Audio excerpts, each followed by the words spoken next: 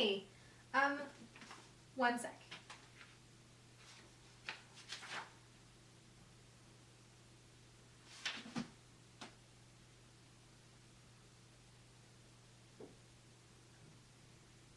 I mean,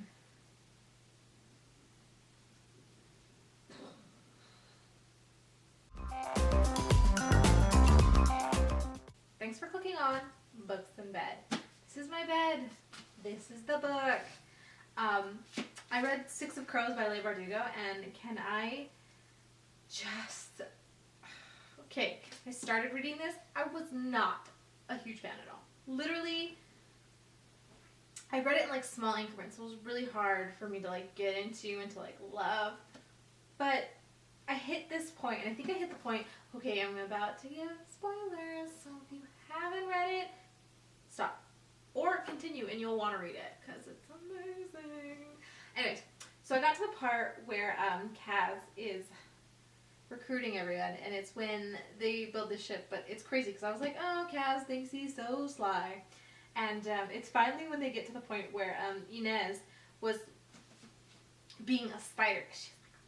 She's like the ability that I really would love to like sneak around and like steal people's secrets. Anyways, and they're on the docks and she gets stabbed and the boat explodes. I got to that part and I could not stop. Now I don't know if it was like a slow intro because I was very distracted when I read it, or if it, if it just, I don't think it's a story that I usually read. And that's weird because I read a lot of fantasy and I read a lot of YA, so I don't really know why I couldn't get into it that much, but I kind of did find it really hard to get into. But as soon as it, like, I was in. Like, I would sit there throughout the day and do something, and then all of a sudden I'd be like, oh my gosh, what is Kaz doing? What is Inez doing? Matthias, what is he up to?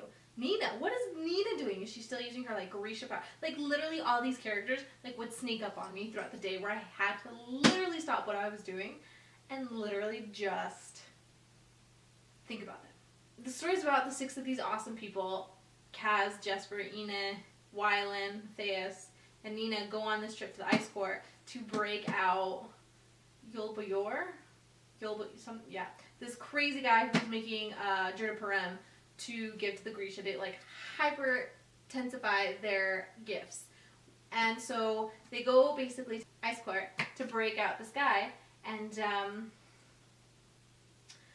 they're there, and it's basically about this adventure of these like bands of like misfits going on this like giant adventure to essentially bring this guy back for Vanek, who is gonna pay them top dollar.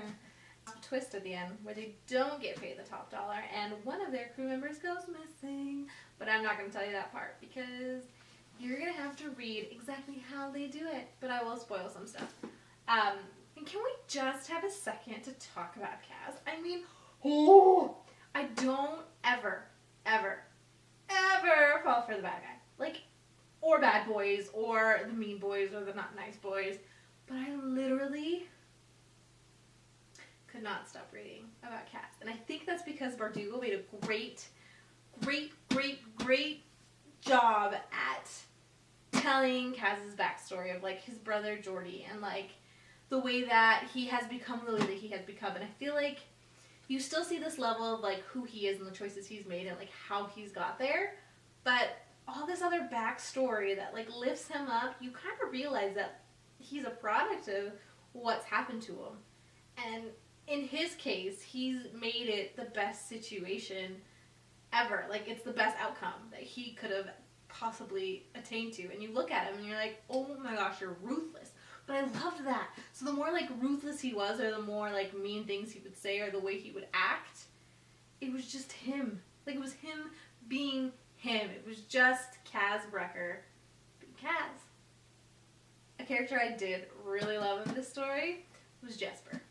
He is a riot, and I love that he was such, like, I love that he was light. He was really light, and he brought this comedic and witty rhetoric that I don't think would have been there without him.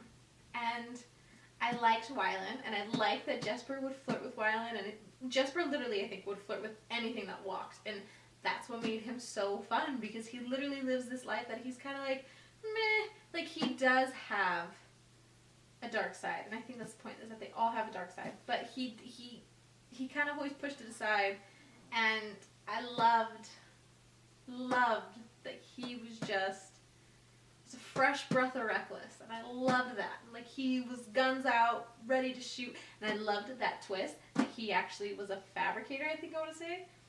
Some sort of Grisha, I'm assuming. And I loved him. Nina, I liked Nina and her romance with Matthias. That was the one thing that was really frustrating about this book at first, was that I couldn't pronounce half the names that were in there, or I would pronounce them, and then I'd be like, wait, this doesn't sound right, so I'd Google it, and then I'd find like a random pronunciation for it, and then just like clung to that. So that's one thing that I didn't like. The names were so hard, and that she didn't put in the back like a pronunciation sheet. So that was really hard. This was actually one of my favorite characters. I think that her and Kaz, like, their relationship, they had a relationship. He saved her from the menagerie, and she was basically, you know, a prostitute, sold into slavery, and forced to work for Tante Helene as a prostitute, and she didn't like it, and I like that he saved her, but not because he's like, oh, I loved her. He saved her because she was useful to him, and they created this bond of understanding where they were both kind of damaged, and that he would help her. I'm sure there was something about her that made him do it, but like, I like that Kaz was being Kaz when he found her, and by luck, it worked out in their favor. So they were like two of my favorite characters. Jesper was third because he's freaking a riot. Like, if you ever want to read a character who's like just witty and funny and comes in with like these perfect like puns and witty remarks at like the perfect time, they're like at the climax of something like super dangerous, and then all of a sudden it's like, bam, Jesper came in. And here's one that I literally could not stop laughing about. This is when, after they scaled up, Inez had to scale up this like piping hot incinerator with her flats, and her flats were like melting, and then she prays to the saints and it rains, and so this is the part right after. Inez knew his secret, but Nina was gaping. Inez knew his secret, but Nina was gaping at him. You're a fabricator. Would you believe me if I said no? You didn't tell me. You never asked, he said lamely. Jesper, leave it alone, Nina. She pressed her lips together, but he knew this wasn't the last he'd hear of it. He made himself refocus on Nina's feet. Saints, he said. Nina's grimaced. That bad? No, you just have really ugly feet. That's one of them. That was one of my favorites, because it's not, like, he's not, like, malicious and, like, teases, but he kind of is, but he's more of, like, a meh. I love just how funny he is. Maybe I just love that no matter what, like, even in his circumstances, he's really fun and light. Like, he's just fun. I like him. He makes me happy. Every time I read about him, he makes me happy. I do hope for, in the second book, to get to know him a little bit better, and find out the root of who he is. One thing I was bummed is that there was, I think, maybe like one Wyland chapter, if anything, in here. So I really hope to like learn more about Wyland too, and like get to know his dad, because that whole dynamic right there was really, really good. Because you come to find out that I think that's one of the biggest plot twists, that you think Van Eyck is going to take care of Wyland, but in the end, it's like, it's not what you think. What you think. So one of my favorite stories, like part of like third person narratives that was in this novel, was Kaz and Inez, because they just, to me, were two of the most real characters I've ever read, because of their background stories and the way that she intertwined them in telling the story without telling the story, and explaining these characters without flatly explaining why they are the way they are. And so this is a part at the end when they're getting back from the ice court, and they're on the ship, and, you know, it briefly comes up that, you know, loosely tied throughout the whole novel, that Kaz and Inez have this thing for each other, but it's not like overpowering of their stories. It's kind of an added bonus to them. And so it goes. Inez turned to go. Kaz seized her hand, keeping it on the railing. He didn't look at her. Stay, he said, his voice rough stone. Stay and get her down. stay with me? She looked down at his gloved hand, catching hers. Everything in her wanted to say yes. But she would not settle for so little, not after everything she'd been through. What would be the point? He took a breath. I want you to stay. I want you to. I want you. You want me. She turned the words over, gently. She squeezed his hand. And how will you have me, Kaz? He looked at her then, eyes fierce, mouth set. He was the face he wore when he was fighting. How will you have me? She repeated. Fully clothed, gloves on, your head turned away so our lips can never touch. He released her hand, his shoulders bunching, his gaze angry and ashamed as he turned his face to the sea. Maybe it was because his back was to her that she could finally speak the words. I will have you without armor, Kaz Brekker, or I will not have you at all. Speak, she begged silently. Give me a reason to stay. For all of his selfishness and cruelty, Kaz was still the boy who had saved her. She wanted to believe he was worth saving too.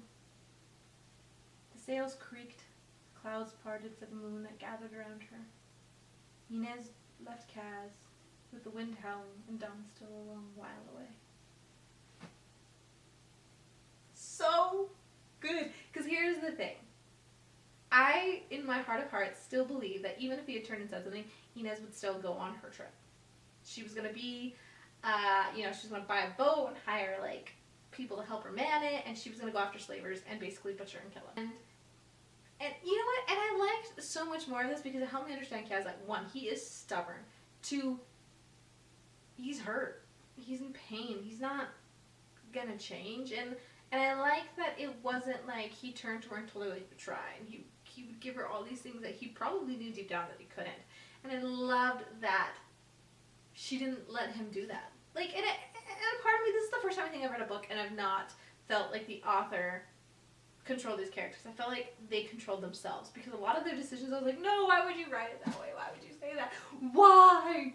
And I like that to me, these characters were a life of their own. They were their own entity. And I loved that reading Nina and Inez didn't sound like each other. They were distinct and different. The same with Kaz and Jesper, and I loved their rhetoric.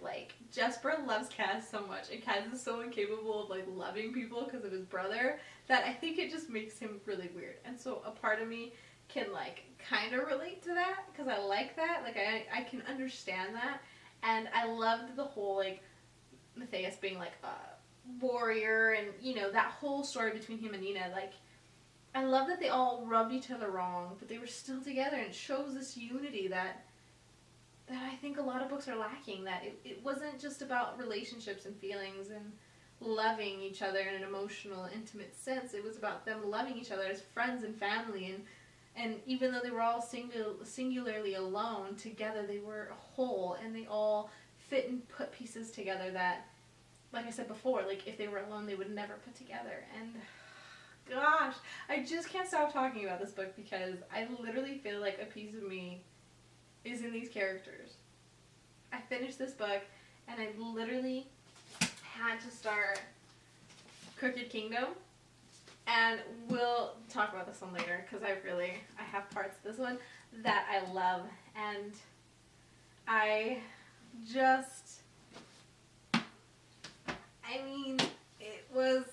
it was a phenomenal ride. And if you have not read this series, if you've not, you need to. It is changing. I, as a writer, look at this in awe because she did such a fantastic job. I'm in awe of her work. If you literally want a book that is a great read and that is going to make you miss these characters once it's over, I think I mourn them. I think I've literally sat here and been sad to watch them go. So, if that's kind of what you want to look for, then you need to pick this book up and you need to talk to me about it.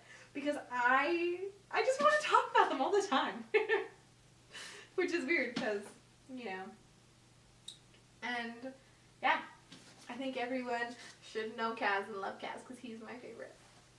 and Ina's a second. So, yes. Thanks for coming and clicking. I know it's kind of an obscure because there's so much to talk about in this book, but a lot of the times I don't really want to give it away if you haven't read it. But if you have, talk to me about it. Six of Crows, so good. Like literally right now I have like butterflies in my stomach about how amazing this book was and the ability to think about these characters again. And I'm getting all red, I feel, because I just love this book. So again, thank you for clicking on the link. Thanks for coming by. And if you haven't read it, buy it. Get it. Get it from the bookstore. Literally go out of your way to find this novel and make it a part of your life, because certain stories will leave you and certain stories you'll forget. This is a story that I will not forget. These are characters that I will remember. And yeah. Follow me on my blog or follow me on here and I will make sure to let you know. And if you want to talk to me about this, just leave a comment in the comments and I will literally respond, because that's my favorite thing to do, is talk book. Anyways, okay, so I'm going to go now. But thank you for clicking again, and see you in a while. Be kind. Bye.